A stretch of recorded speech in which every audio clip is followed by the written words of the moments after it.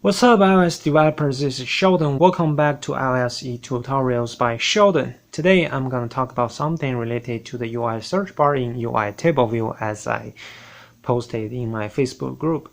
So if you want to get the latest information from me, don't forget to follow me in Facebook, also subscribe, as well as follow me on Twitter, and most importantly, follow me on the GitHub repository so you can always get the latest code in the repository.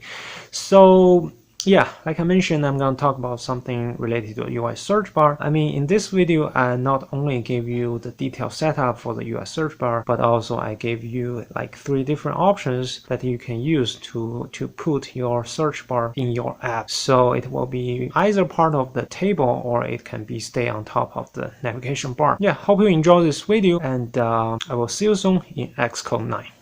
So here we are at the Xcode 9, and let's create a simple single view application called search bar in table. Let's simply click the storyboard file, and we are gonna see the UI view controller, and today we're gonna simply first drag and drop a UI table view. We can simply set up the UI, the auto layout, top, left, right, and bottom, all will be 0, and after that we're going to drag and drop some UI table view cell. And also, because we're going to use search bar today, and we will drag and drop UI search bar as well. So as you guys can see in the screen, we have to make sure the search bar is laid out above the UI table view so that the search bar will be automatically added as the table view header. And after that, we can set up our custom UI table view cell. So we're going to put an image view there, and we let's also set up the auto layout. So top, left, and bottom, and we're going to set the height will be equal to the width. We can control drag the image to itself, and we can set the aspect ratio. If we click the UI image view now, we can see all the setup for the auto layout, and then we can see the aspect ratio that we just set. And now we can change the multiplier to 1:1, which means width will be equal to height. And after that, we're going to drag and drop 4 new labels, and it will be name, because we will show the cell with some name, and also we will show some content with the category. So basically we're gonna drag 2 title labels as well as 2 content labels, and we also will set up the auto layout. After that, now is the time to set up the search bar. Actually, the only thing you need to consider about is to turn up the show scope bar as well as the scope bar title. So we will set up 2 different titles for now, just dog and cat, because the content I'm gonna show you will be some animals with images, and they have 2 different categories. One will be cat and one will be dog. So let's run the project for now, and let's see what's gonna happen. Cool. As you guys can see, because we have already set up the table view header using the scope bar, the search bar, so it will be automatically there. And then we can also rotate our screen. And now let's add some IPOLIs for whatever we have now, which is the UI table view as well as the search bar. And now let's quickly add a file for the UI table view cell, and let's just simply call it table cell. Before we set up all the IPOLIs for our cell file, we have to first select our cell in the UI storyboard with the with the desired identifier, which will be cell, and then we also need to set up the class. After that, we can go to, we can search our cell file by using Command Shift and O, and then open the cell file. So now we can drag and drop all the IPOLIs for the 2 content labels on the right top and right bottom, as well as the image view as IPOLIs for the file. Before we start writing the code in the view controller file, we need to do the one last thing in the storyboard, which is right-click the UI table view and drag to the view controller and select the delegate and data source to be the controller. So in this case, the current view controller will handle all the events for the table view. Let's quickly delete the second function since it's useless for the system memory warnings for our case, and then let's create a model class for the animals. So like I said in the beginning, we're gonna include the name for the animals, also the category for the animals, and also we're gonna include the image for the animals. We will have a category like I mentioned, but let's not simply make it a string. Actually, I think it's better practice to make a new enumeration called animal type. So we're gonna make our category to be either cat or dog. Because we will be printing out the category into string as part of the table view cell. So let's also make our enum to be string, so we can use the raw value to print the content out. For cat, it will be string capital C-A-T, and then for dog, it will be string capital D-O-G. And now let's create the init function for our class animal. We will simply make self.name is equal to the input of the init function name, and also self.category is equal to category. And let's clean all the typo mistakes, and let's just get all the images in our assets. So if you see this left portion of the screen, you can select assets.xc asset, and then we will create all the image asset.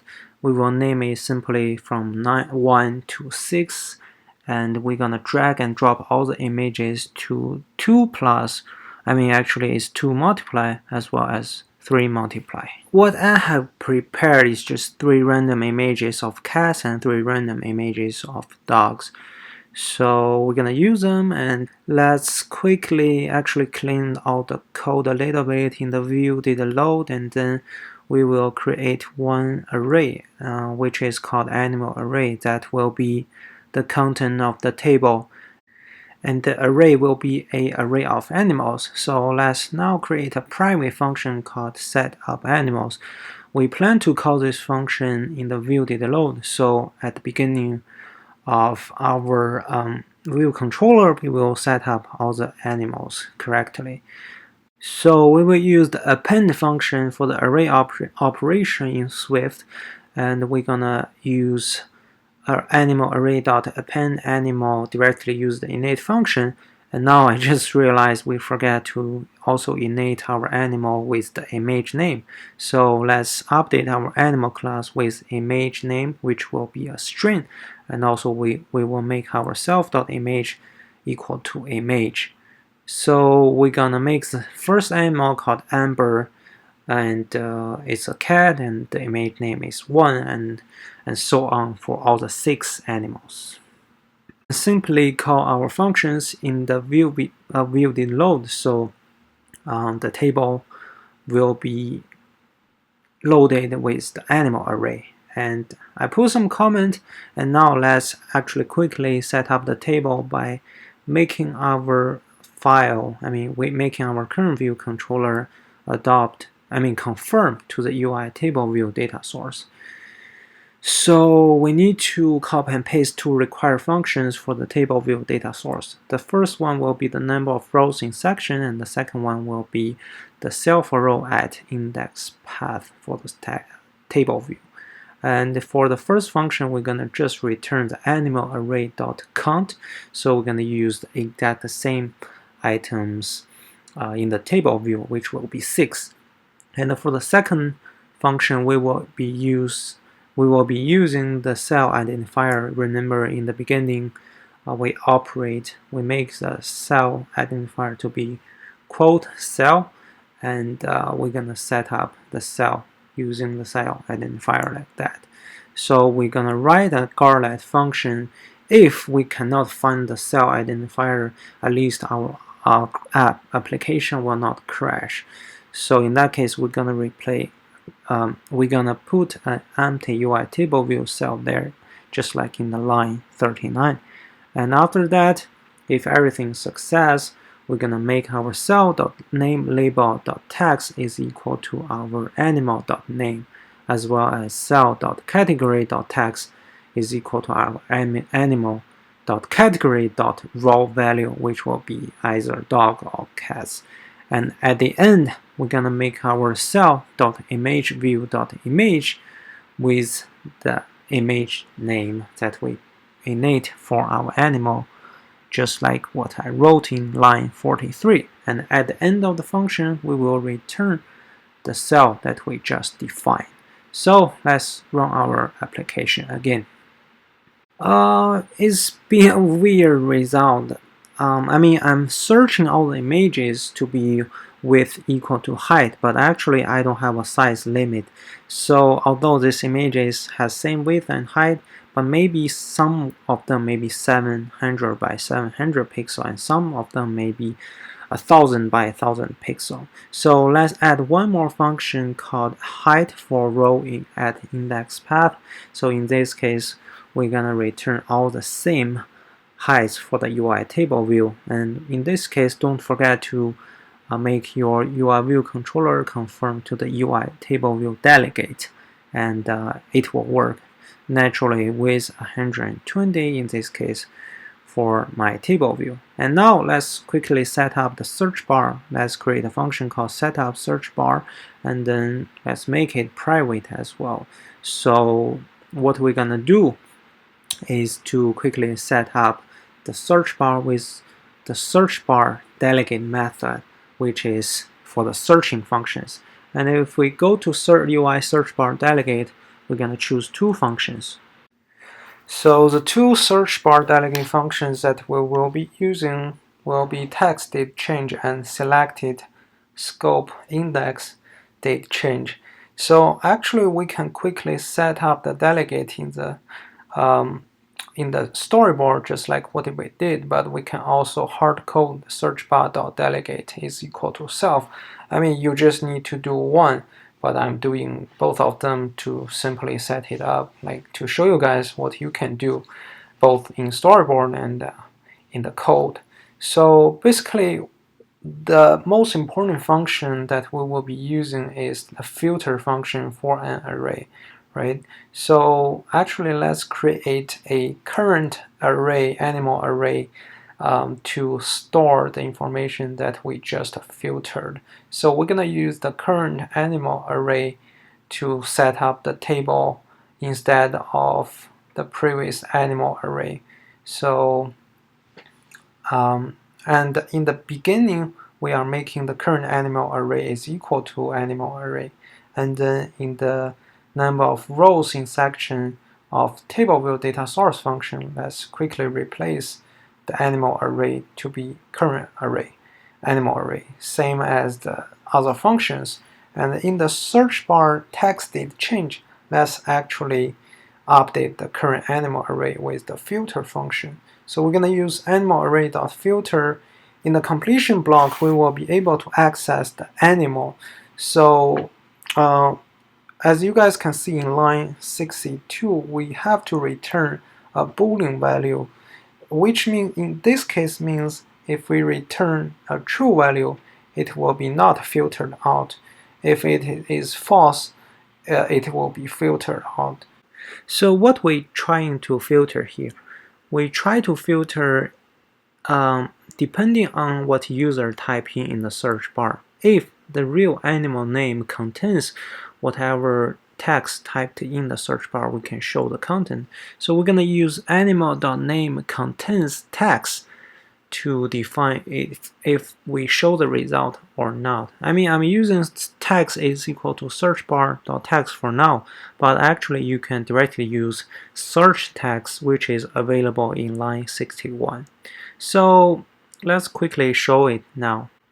Oh, I forgot one thing, which is we have to use TableView.reload data to actually reload the table any time after user type in the word. Actually, we have an issue that when the text is cleaned, nothing will be filtered. So we have to add a guard search text dot is empty. I mean, is not empty.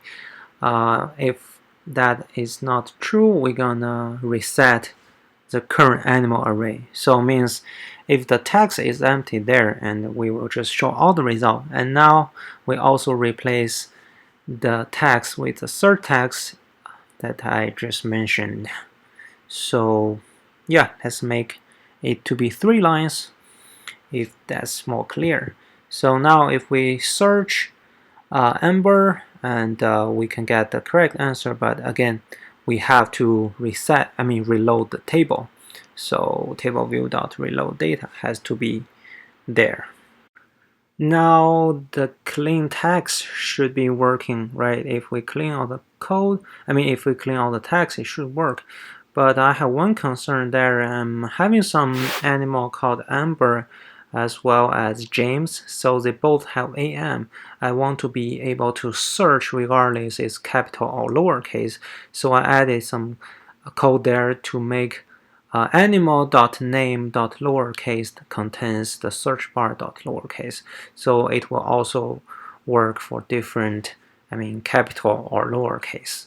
Okay, so actually let's add one more scope type there so that we can filter all animals, dog, and cats. So the default option will always be all.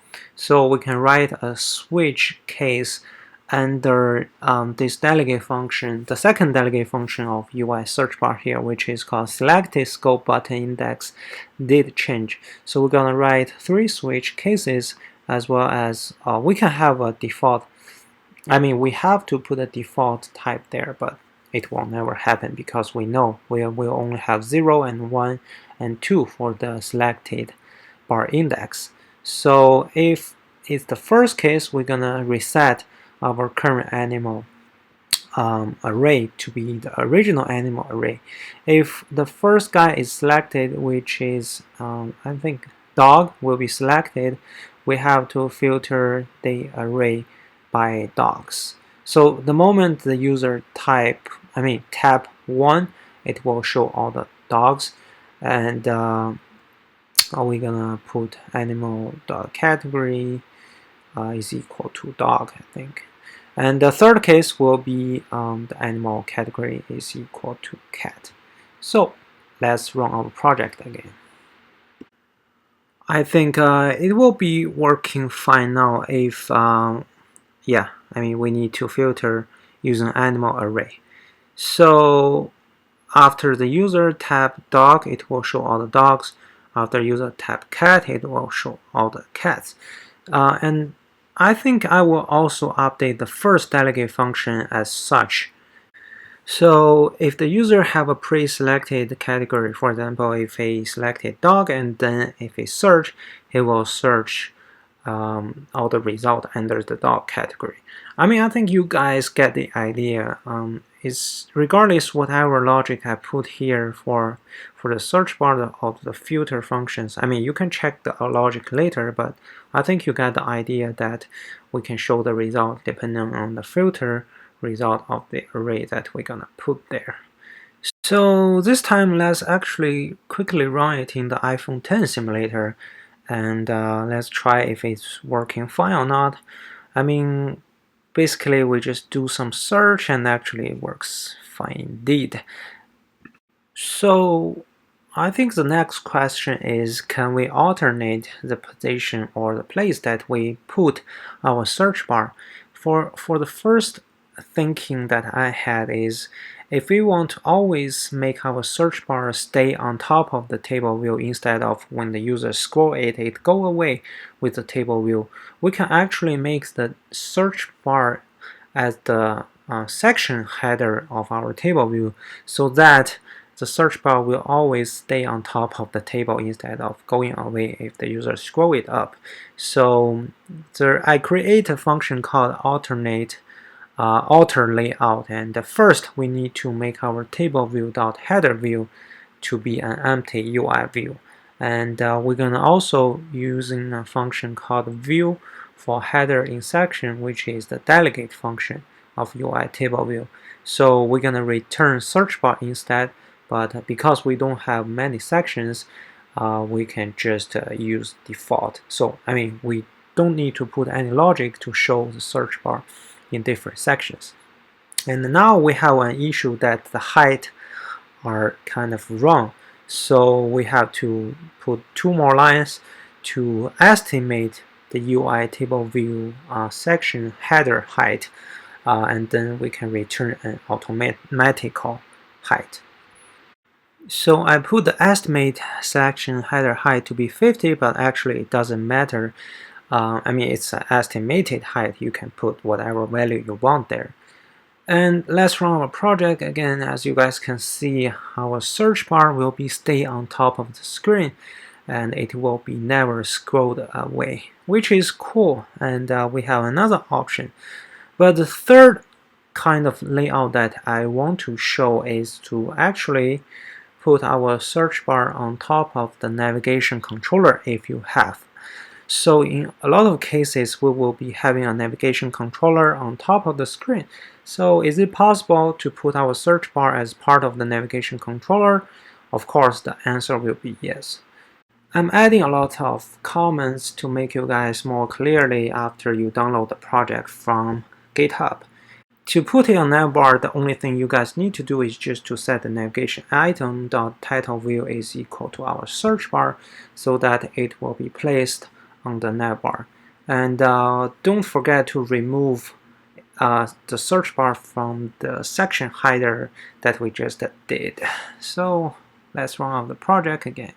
Yeah, the only issue now is the navbar cannot carry the space that required by the scope bar. So we have to remove the scope bar, like the search bar dot scope show scope to be false. So after we make show scope bar to be false, definitely it will be working perfectly. I mean, there is a trade-off. Once you want to put it in the navigation bar, you cannot make it available for the scope bar. But let's add the final thing, which is the placeholder for the search bar. So we put some text search animal by name there. So after we run a project, it will show the placeholder on top. Just place search any content or any animal by name. This will wrap up this video tutorial. I hope you'll find this video useful, and if you enjoyed this video, don't forget to leave a like or subscribe, and also follow me on all the social networks that I put there, especially on GitHub, so you guys can always get the latest code always at the first time. Yeah, that's it. I will see you soon in the next tutorial. Hope you have a good day wherever you are. Peace!